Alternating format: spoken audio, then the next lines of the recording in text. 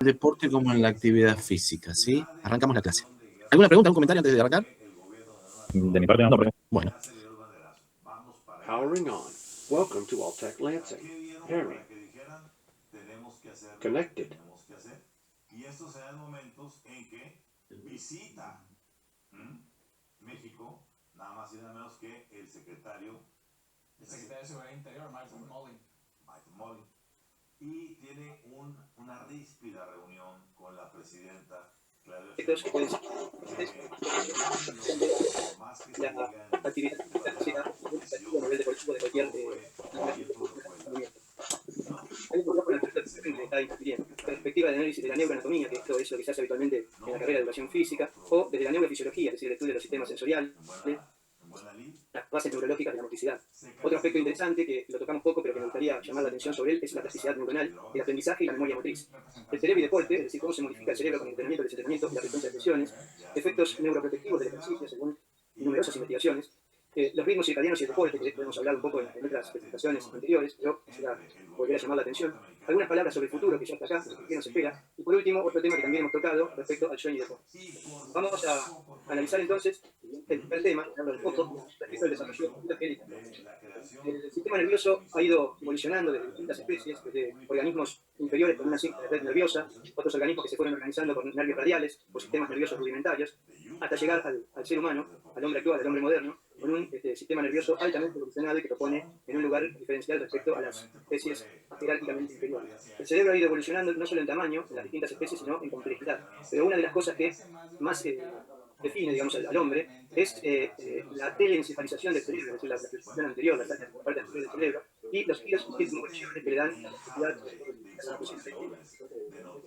Por otra parte, hay otro aspecto muy importante en el desarrollo filogenético, que es la comparación del tamaño del cerebro en relación al peso total. En este caso tenemos el elefante con un peso de un cerebro de 5 kilos comparado con el ser humano con apenas 1,5 kg, 1,6 kg, hasta 1,8 kg.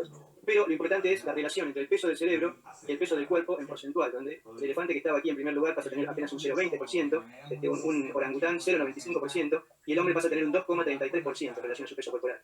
Como verán acá, hay una lauchita que tiene 3,33%, pero la diferencia es que gran parte del sistema nervioso de la rata está, digamos, abocada al olfato y no tiene los giros ni las circunvoluciones que tiene el cerebro humano. Otro aspecto importante es considerar, dentro de los primates, que el hombre no es más que un primate moderno, digamos, el humano moderno se encuentra en la escala más alta de esta evolución si comparamos la masa, digamos, del cerebro con la masa corporal, es decir, es la especie que ha logrado una mayor relación peso-masa, digamos, respecto a los individuos de especies predecesoras o que podemos considerar que han sido predecesores en la escala biológica. Desde el punto de vista ontogenético, ahora es otro análisis interesante para hacer, el sistema nervioso comienza formándose como una placa trilaminar, donde tiene una parte de endodermo, mesodermo y ectodermo. El sistema nervioso deriva de la parte más externa, primero se hace una placa, después se hace un surco, luego se forma un tubo, y de ese tubo van a surgir vesículas, originalmente 3 vesículas, la parte anterior, que es el prosencéfalo, la del medio, por el Departamento de Justicia de los Estados el Unidos, más posterior, que es el romboencéfalo, de donde van a surgir las vesículas activas. La primera se va a formar el encéfalo y el telencéfalo, que el ser humano tiene mayor desarrollo. El mesencéfalo va a permanecer igual, y de la última vesícula del romboencéfalo se van a formar el metencéfalo y el mielencéfalo, que va a dar lugar a hubo muchas interrogantes, muchas conclusiones acá, algunas de ellas, para crear disonancia, digamos, en inquietud. En este caso, se han abocado a responder algunos interrogantes. ¿A qué tipos de actividad física se ha adaptado el cerebro? ¿Cómo fue evolucionado el cerebro humano con los patrones de actividad física? Y finalmente, ¿para qué tipo de actividad física los cerebros humanos están pobre y adecuadamente adaptados? Esta es la investigación del 2018, relativamente reciente, y nos habla de lo siguiente. Los chimpancés tienen toda la estructura física, brazos largos, manos grandes, la estructura corporal, digamos, adaptadas para trepar, en tanto Ardipithecus, digamos, un nivel evolutivo superior al chimpancé, pero inferior a la escala del hombre, pudo bajar de los árboles, orientarse verticalmente, y todas las adaptaciones estructurales, la longitud de la cadera, la pelvis, las inclinaciones articulares, etc., lo adaptaron para caminar de pie. En tanto, el Homo erectus tuvo todas las adaptaciones para poder correr y desplazarse. Eso le permitió, digamos, la selección natural favoreció al cuerpo con estas adaptaciones, y las adaptaciones fueron hacia la resistencia, que le permitía, digamos, adaptarse a la demanda de calcio y de calcio. La comida era muy limitada, y entonces los cerebros, que son energéticamente bastante costosos, es decir, necesitan 20-25% de toda la energía del cuerpo en reposo, necesitaron evolucionar para responder a esa demanda. Y por último, respecto a la pregunta de para qué tipo de actividad física los cerebros humanos están pobres o inadecuadamente adaptados, definitivamente están pobremente adaptados a la inactividad física y a todas aquellas actividades que demandan aceleración, desaceleración y impactos, como requieren algunos deportes modernos. Fíjense este gráfico, acá tenemos las distintas etapas de los estadios de evolución de las especies hasta llegar al Homo habilis. Y fíjense que el tamaño del cerebro, que está representado acá, las primeras especies estaban entre los 5 kilos y los 500 gramos, hasta el actual, de 1,5 kilos humano. Fíjense cuál fue el gran evento que produjo eso, fue lograr la cocción de los alimentos, concentrar gran cantidad de calorías en poco volumen. Se logró a partir de Homo erectus, donde pudo cocinar los alimentos, dado que antes, para responder a las demandas, necesitaba unas 8, 9 o 10 horas de recolección para lograr las demandas energéticas. Ahora, esta gran evolución del tamaño del cerebro humano también tendrá las consecuencias, que son el sistema metabólico y los factores de riesgo. Bueno, pero de eso no vamos a hablar, simplemente. Desde la neuroanatomía, el análisis que habitualmente hacemos es simplemente conocer el cerebro, parte, digamos, cósmica, frontal, parietal, occipital, temporal, y en todo caso la función de los ganglios basales en el área de educación física y del movimiento, especialmente le prestamos atención a aquello que tiene que ver con los sistemas motores, pero poca atención le prestamos a otros aspectos que son también importantes, como en este caso Cummings, que está señalado que tiene un gran valor en los circuitos de recompensa, es decir, aquellos que generan tanto factores positivos en la recompensa por una actividad placentera, como puede ser la actividad física, o relacionado también con la adicción. Entonces, además de su función en el movimiento, los ganglios basales están involucrados en el procesamiento de información no motora, cognitiva, la adquisición de conocimientos, y estrechamente vinculados con los circuitos de recompensa. Es muy importante que conozcamos la función de estos núcleos y del resto del sistema nervioso. Otro punto importante, esta es una imagen que muestra una tractografía, es decir, cómo estos núcleos y estas áreas cerebrales se conectan entre sí. Este es un estudio en vivo que puede hacerse hoy en día a través de los movimientos iónicos de las partículas de agua, a través de los axones y las dendritas del sistema nervioso, y permiten ver realmente cuál es la conectividad del sistema nervioso, que es el patrón fundamental donde el ser humano se ha diferenciado del resto de las especies. Porque si comparamos, por ejemplo, la cantidad de neuronas en la parte anterior del sistema nervioso, y del prosencéfalo, en relación al peso corporal en porcentaje de las especies jerárquicamente inferiores, no hay gran diferencia en esos valores porcentuales. Pero si se compara el contenido de sustancia blanca, es decir, la conectividad, ahí realmente el ser humano duplica o triplica en algunos casos de las especies menos jerárquicas evolutivamente. Lo que quiere decir que gran parte del desarrollo del sistema nervioso se ha debido a un aumento en la conectividad. Acá hay algunos artículos que, digamos, traje como referencia para comentar este tema de los circuitos de recompensa relacionados con la adicción. El núcleo Cummings, como les dije, tiene que ver con adaptaciones conductuales a la recompensa y es muy importante para determinar los resultados de la motivación para la acción. ¿Qué significa esto? Por ejemplo, motivación para el ejercicio, para la actividad física, pero también muy cerca, en el mismo núcleo, digamos, hay poblaciones neuronales cuyas fallas de funcionamiento pueden desencadenar adicción, depresión, ansiedad y alimentación hedónica, es decir, por placer que lleva a la obesidad. Entonces yo lo planteo como una especie de lucha, digamos, entre un grupo neuronal y otro, para lograr prevalecer, y el que prevalezca va a depender, digamos, de los estímulos ambientales para sí. Hay otro núcleo muy pequeñito que se llama ABET, que está por arriba de la epífisis, de la glándula pineal, que también tiene un rol importante involucrado en la motivación para el ejercicio y en la regulación del estado hedónico. Es parte de un circuito de refuerzo intrínseco, pero también muy cerquita, digamos, hay neuronas en ese núcleo que se relacionan con fenotipos depresivos. Todo depende de la relación con el ambiente. Y acá tenemos algunas investigaciones que han relativamente recientes profundizado sobre estos aspectos.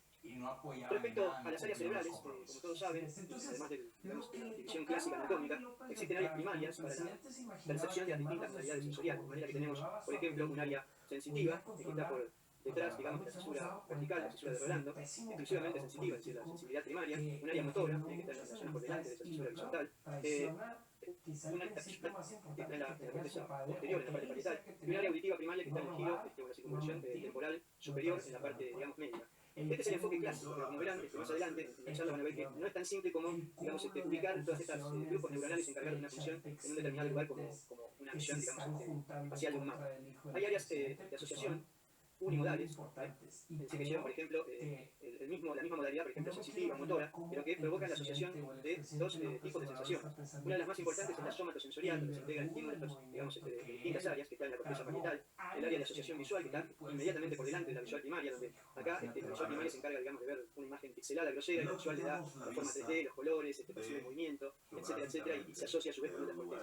El área de asociación auditiva, acá ampliando la corteza temporal superior, el área somatomotora o premotora, y finalmente las de asociación multimodal, que estas son las áreas que han llevado, digamos, al hombre a evolucionar y están en el estado actual de desarrollo biológico en el que tenemos un área posterior multimodal, que es una de las áreas que más desarrollo ha tenido en nuestra evolución, que se encarga de la localización visoespacial selectiva, del lenguaje y de la atención. Conecta con muchas otras áreas, pero en esta zona, digamos, está muy cercano a esta área que se llama área de Wernicke, que es el área, digamos, de comprensión del lenguaje, diferente de otra área que está en la parte frontal, que se llama área de Broca, acá marcada en color naranja, que es el área de producción del lenguaje. Son conductas que caracterizan especialmente al juicio humano. Por otro lado, tenemos la corteza multimodal de asociación prefrontal, que se encarga de la planificación del acto motor, la producción del lenguaje, como les dije, y del juicio. Y finalmente, un área límbica, que ocupa un montón de lugares en distintas partes del sistema nervioso, que incluye el tálamo, el hipocampo, esta parte de la corteza que se llama cíngulo, incluso el cuerpo mamilar, relacionado con las emociones, la amígdala, esta parte muy importante en la construcción, digamos, de la realidad por parte del ser humano. Desde la neurofisiología hay estudios hoy en día que permiten estudios en vivo, que permiten estudiar las funciones del sistema nervioso, en este caso del cerebro, donde se iluminan selectivamente las áreas que están siendo utilizadas y que están siendo puestas en juego. Está también la posibilidad, con estudios electrofisiológicos, de captar la señal electroencefalográfica. Acá lo ven con cable, digamos, pero hay tecnología hoy en día ya para hacerlo de forma inalámbrica, el registro de la función neuronal de distintas partes del sistema nervioso. Este es el estudio tractográfico que, como les dije, permite visualizar las distintas conexiones, digamos, de las áreas cerebrales o de las áreas de proyección en los núcleos cerebrales o distintos lugares de funcionamiento del sistema nervioso. Y la simplificación relativa, de la que les hablaba antes, a partir de un proyecto con estoma humano, que se desarrolló durante muchos años, permitió hacer un nuevo mapeo, digamos, de todo el sistema de distribución funcional del cerebro, donde a las 52 áreas originales que habían sido descritas por los fisiólogos digamos, anteriores, a partir de la utilización de imágenes de resonancia magnética multimodal, usando un enfoque neuroanatómico y machine learning, eso es inteligencia artificial, es decir, se le enseña a una máquina a leer, en este caso imágenes, y a dar digamos, un punto de vista objetivo sobre determinada cuestión. Se describieron 180 áreas por hemisferio delimitadas por cambios nítidos en la función, en la arquitectura y en la conectividad. Esto se hizo con 210 adultos jóvenes sanos. Por eso les digo que es muy importante que no perdamos el ritmo de tomar conocimiento de estas cuestiones y podamos avanzar en el enfoque de las neurociencias aplicadas al ejercicio y al deporte. Por otro lado, tenemos que tener en cuenta también la neurofisiología de los sistemas sensoriales. Hay receptores distribuidos en todo el cuerpo, en este caso hay una esquemita donde en la piel, digamos, tenemos receptores para detectar la presión dinámica, tenemos receptores para la vibración y la presión profunda, receptores que sensan el estiramiento de la piel, receptores que nos dan la sensibilidad de la presión estática, terminaciones nerviosas libres que permiten sensar el dolor, la temperatura y el tacto grosero, el tacto llamado protopático. Por otro lado, tenemos también receptores en las articulaciones, en los órganos tendinosos de Golgi, en cada tendón unir a los músculos y los usos musculares, que nos dan información propioceptiva, es decir, informan de las posiciones relativas del cuerpo en el espacio. Todas esas fibras suben desde la piel o las distintas vísceras, las distintas partes del cuerpo, por distintos tractos. Acá está representado a la izquierda los tractos ascendentes, a la derecha los tractos descendentes, estos serían los aferentes y los eferentes, los sensitivos y los motores, donde, por ejemplo, en el cordón posterior va la sensibilidad propioceptiva consciente y el tacto fino, en el espino talámico lateral va en el cordón lateral el dolor, la temperatura y el tacto grosero, y la sensibilidad profunda e inconsciente, que es aquella que no llega a niveles corticales, va por el cordón lateral. Sin olvidar la importancia de la relación de la acústica, es decir, la importancia del oído como parte del sistema también de receptores articulares, musculares y tendinosos, el órgano del equilibrio que sensa, digamos, cambios mecánicos y los traduce a ondas eléctricas que pueden ser interpretadas por el sistema nervioso. Y por último, la visión, la vista, que ha sido, como les dije antes, uno de los elementos que le ha dado mayor capacidad de conectividad al cerebro y a la operación del sistema nervioso del ser humano. Todas estas estructuras ascienden a los sistemas sensoriales, tienen estaciones de relevo en distintas partes, por ejemplo, el sistema de dolor y temperatura, la primera neurona está en el ganglio posterior de la raíz dorsal, hace sinapsis con una neurona en el asta posterior, acá estaría la segunda neurona, se cruza del otro lado, asciende, llega al tálamo y va a la corteza sensitiva primaria, que es el área que se representa un homúnculo sensitivo, es decir, un nombre pequeño, se dice que la representación es somatotópica, es decir, una representación punto a punto, pero tanto acá como a nivel talámico, como a nivel nuclear, como a nivel celular. Tenemos una figura humana donde cada parte del cuerpo tiene una representatividad física en las manos, y la figura, digamos, que tiene una representación mayor. Pero como vamos a ver más adelante también, es una simplificación relativa, ya que hay una red de conectividad importantísima que une distintas áreas que permite la conexión entre distintas vías. Por otro lado, el sistema motor, descendente o diferente, digamos, se origina, según el esquema clásico, el área motora primaria bajan los haces descendentes hasta núcleos medulares, que son fibras córtico-nucleares, y más largas, que son directamente bajan la amígdala, que son fibras córtico-medulares, llevando la información, digamos, para la contracción y movimiento de todo el cuerpo. Acá tenemos la representación somatotópica clásica, donde por delante delante de la fisura de Rolando se ve el homúnculo motor y por detrás, celeste, a la izquierda, el homúnculo sensitivo. Fíjense que hay una desproporción en la representación, pero hay una parte, digamos, del cerebro que se encarga de percibir somatotópicamente punto a punto y de conectar con otras áreas cada parte de la representación del cuerpo. Pero como les dije, esto no es tan sencillo. Para la generación de acciones motoras, de movimientos complejos, de movimientos simples, de terminar en la contracción muscular, tenemos una serie de eventos que se originan, como dijimos anteriormente, en los centros de motor, en los motores corticales, control motor cortical, que envían información al tronco. El tronco es el bulbo, la protuberancia del encéfalo, también llamado el tallo, de ahí a unas estructuras que se llaman programas motores, de manera que el programa de la marcha completo, independientemente de estos centros superiores, se encuentra en la mente. A nivel del tronco hay programas motores, por ejemplo, para la masticación, para la conducción, para distintas funciones automáticas del ser humano que no necesariamente implican la dependencia de los centros superiores, pero que obviamente están modulados por esos centros superiores. Finalmente, hay una conexión con las neuronas motoras, muchas de las cuales son inhibitorias, las neuronas motoras, a la final, digamos, de toda esta secuencia, y finalmente los músculos, que son quienes provocan la contracción muscular, pero a su vez envían aferencias sensoriales a las neuronas motoras y a las distintas neuronas, que a su vez reciben información de centros corticales en el tronco y de programas motores automáticos en los niveles superiores. Todo esto modulado por el cerebelo, haciendo conexiones en serie, de aquí hacia abajo, y el cerebelo, los de la base, actúan modulando el movimiento en paralelo para que tengan una iniciación correcta, para que tengan fluidez y para que tengan precisión. Vamos a poner el ejemplo para terminar con estas cuestiones de cómo sería la enseñanza de una destreza motriz desde el punto de vista neurofisiológico, pero extremadamente simplificado, es mucho más complejo que eso. La explicación hablada sería captada por la corteza auditiva. Estoy explicando al deportista, al alumno, cómo sería el movimiento. Me escucha y asocia, manda esa información a su corteza, a su área de asociación auditiva, que a su vez manda la información al área del Wernicke, que antes es el área encargada de la comprensión del lenguaje, de ahí a la corteza prefrontal, donde comparo, digamos, esa información que estoy recibiendo con la experiencia previa de estos motores y otras cuestiones. Si hay preguntas, es decir, el alumno deportista pregunta, se activa el área de Broca, que es la que permite la utilización de la palabra hablada. Si hay demostración, es decir, el docente, el profesor muestra o hace mostrar a otro ejecutante el movimiento, igual la visual primaria, luego la secundaria, las distintas modalidades sensoriales, de ahí al área más importante, una de las más importantes para la evolución del ser humano, que es la parieto occipital, que se encarga del análisis físico-motor, luego nuevamente la corteza prefrontal, de ahí al área premotora, al área motora, que va a ser la que finalmente va a ejecutar el movimiento, y finalmente a toda esa escala descendente que marcamos recién, no sin antes pasar por, obviamente, los bloques motores que provocan la contracción, y pasa nuevamente al área de asociación parieto occipital, que provoca un análisis más profundo. Todas estas vías, tanto las motoras como las sensitivas, la sección del olfato, pasan por esta estación de relevo que modula todas estas cuestiones y a su vez se encuentra controlada en paralelo, como dijimos, por los ganglios y el cerebro. Y quiero reiterarles que es una simplificación exagerada en el análisis que acabamos de hacer. Por otro lado, quiero hacerles algún comentario respecto a la plasticidad neuronal, el aprendizaje, que lleva a la creación de la memoria motriz. La neuroplasticidad es lo que nos permite, digamos, realizar cambios funcionales y estructurales en las neuronas, producto de su interacción con el ambiente, formando nuevas conexiones sinápticas. Se forman como una especie de espinas dendríticas, por ejemplo, ustedes ahora me están prestando atención, están generando algún cambio neuroplástico en el sistema nervioso que está permitiendo alguna modificación. Y esto queda en forma permanente, esta neuroplasticidad se convierte en aprendizaje. Representa la facultad del cerebro para aprender, para guardar cosas en la memoria, para recuperarse y reestructurarse, incluso luego de lesiones o enfermedades. Pero así como hay formación de nuevas espinas, también hay poda. En esta poda, esta eliminación de estas espinas dendríticas puede ser un proceso beneficioso o perjudicial. Todo depende de la interacción con el ambiente.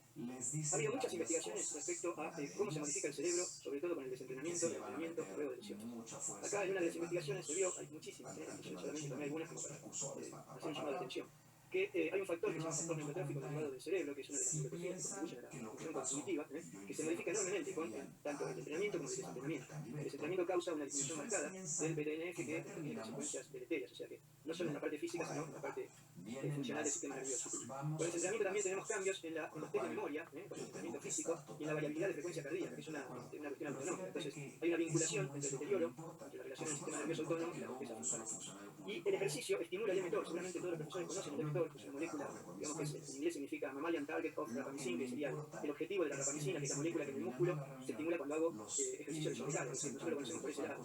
El mTOR también se estimula con la ingesta proteica y con la ingesta proteica combinada con carbohidratos, además de los ejercicios de sobrecarga. Pero no es solamente mTOR en el músculo, sino que también hay mTOR en el cerebro y tiene un importantísimo rol en el aprendizaje de la memoria. Hay varias investigaciones que lo demuestran. Entonces, sepamos que cuando hacemos ejercicio, sobre todo ciertos tipos de ejercicio, también estamos estimulando el mTOR cerebral para fortalecer cuestiones cognitivas. Fíjense, en esta investigación solamente después de 10 días de estación de ejercicio en adultos con 15 años de experiencia, miren lo que pasó. Hubo una disminución del flujo, digamos, en áreas cerebrales, distintas áreas, sobre todo en el hipocampo, que está relacionado, como les dije antes, con la memoria y algunos procesos cognitivos. Es el lugar, uno de los lugares donde se ha probado que la neuronogénesis o la formación de nuevas neuronas es posible. Antes se pensaba que no era posible. Fíjense que se ven en las barras el flujo en esa zona antes y luego de cesación, digamos, de actividad física. En el año 2014, este matrimonio, digamos, de científicos obtuvo el premio Nobel por descubrir una de las funciones importantes del hipotálamo como el lugar donde se centra el GPS propio del sistema nervioso, es aquello que nos permite posicionarnos en el espacio y tener una memoria espacial. El derecho se encarga de eso y el izquierdo de la memoria verbal, y como dije, es uno de los lugares donde es posible la neurogénesis en adultos. Por otro lado, hay muchas investigaciones que demuestran también que luego de lesiones, el ejercicio tiene grandes efectos neuroprotectivos, por el hecho de que puede modular factores neurotróficos antiinflamatorios y cambios funcionales que pueden ser críticos para la para cubrir, digamos, la neurodegeneración y regenerar el cerebro.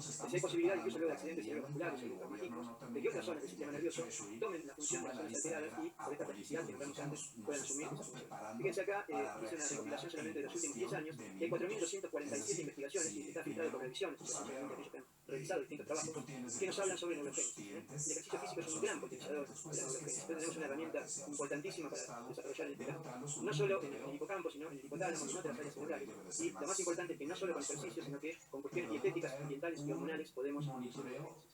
Acá tengo algunos comentarios sobre cómo algunos factores relacionados con la nutrición afectan esta neurogénesis adulta, por ejemplo el envejecimiento, la neuroinflamación, el estrés oxidativo y factores del estilo de vida como dietas altas en grasas saturadas, azúcares y obviamente la salud. Pero por otro lado, hay aspectos que inducen la neurogénesis y que ayudan a formar nuevas sinapsis y nuevas neuronas. Acá nombramos algunos: la curcumina, el resveratrol, los polifenoles de arándano, los antioxidantes, las coles, el ácido salviónico, que es un químico, y las grasas poliinsaturadas. Entonces, tenemos elementos, digamos, como para luchar contra la neurodegeneración y favorecer la neurogénesis. Fíjense acá otro, la restricción calórica, de la que hablamos bastante en el episodio anterior, las decisiones intermitentes, una vez más el ejercicio físico y el aprendizaje. Otro aspecto importante son los ritmos circadianos, cómo influyen en el sistema nervioso los ritmos circadianos y la actividad física. Muchísimos estudios demostraron que los ritmos influyen en la performance deportiva y en el rendimiento máximo, en fuerza, en flexibilidad, en control motor, en función conceptual y cognitiva.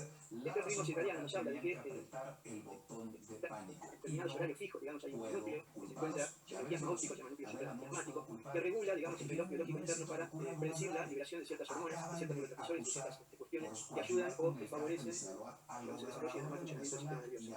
Es muy común las alteraciones de ritmos circadianos, sobre todo ahora, en estado de pandemia. En los deportistas ocurre mucho en las cuestiones de los viajes, donde atraviesan varios usos horarios, pero en último término, digamos, quisiera hacer algunos comentarios sobre cómo el futuro ya nos está invadiendo, por decirlo de alguna manera, a través de las distintas tecnologías que se tendrán impacto en nuestra vida. Hace 10 años atrás, por ejemplo, incluso los GPS, los acelerómetros y los medidores de impacto cefálicos eran prácticamente recién iniciados. Hoy en día todos los equipos, la gran mayoría de equipos de primera línea tienen este dispositivo. El uso del Big Data en el deporte, el seguimiento a través de los videos, el tracking, el scouting, es decir, la selección de talentos a través de estas herramientas, el uso de la inteligencia artificial.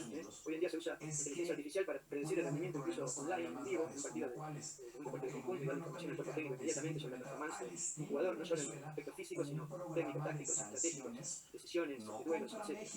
El uso de apps que nos mejoran la calidad de vida, sobre todo en el área del deporte, la calidad de vida ha habido un incremento enorme en todas esas aplicaciones. Me gusta pensar, ya hay gimnasios inteligentes, me gusta pensar que en el futuro vamos a tener también escuelas inteligentes, el uso de la genética computacional que permite hacer mutaciones y tratamientos personalizados. Todas estas herramientas ahora están al alcance de la mano, todavía seguramente son caros, pero en el futuro se van a ir reduciendo sus costos, de hecho ya lo han hecho mucho y acercándose a todo el mundo.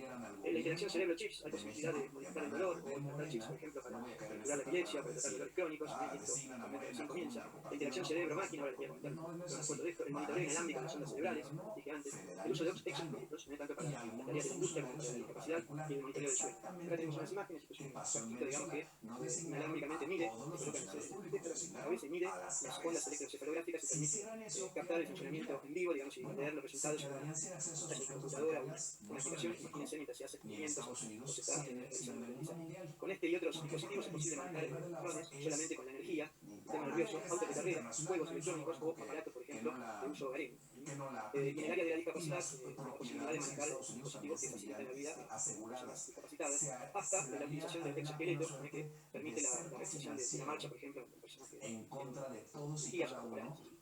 Ya son una realidad, como le dije antes, el gimnasio, donde es posible además de estimular las cualidades motoras, físicas, fuerza, velocidad, resistencia, capacidades energéticas, etc. Monitorear online en pantalla gigante, el rendimiento metabólico y cardiovascular de los participantes, y también tener un sistema de luces, colores y desafíos, digamos, cognitivos, que además de estimular los sistemas energéticos pueden interactuar con el sistema. Por último, quiero hablarles de el decálogo de sueño y deporte, simplemente dos diapositivas, por cómo afecta el sueño, que es un 30% de nuestra vida.